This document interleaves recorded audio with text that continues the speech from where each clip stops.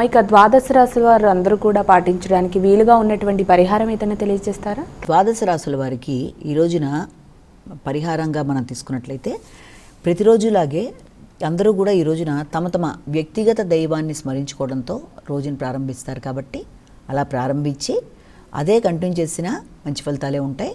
ఇంకా అవకాశము ఆసక్తి రెండూ కూడా ఉన్నట్లయితే తప్పనిసరిగా ఈ రోజున అందరూ కూడా అమ్మవారికి సంబంధించిన అష్టోత్తరాలు కానీ అలాగే అమ్మవారికి సంబంధించిన శతనామావళి మొదలైన బిండం కానీ ఇవన్నీ మంచి ఫలితాలు ఇస్తాయి. అలాగే అమ్మవారికి సంబంధించిన దేవాలయాలు మొదలైనవి కూడా చాలా మంచిది. అవకాశం ఉండి మీరు కనుక వెళ్ళగలిగితే చక్కటి రోజుగా మనం భావించవచ్చు. ఇది ఒకటి.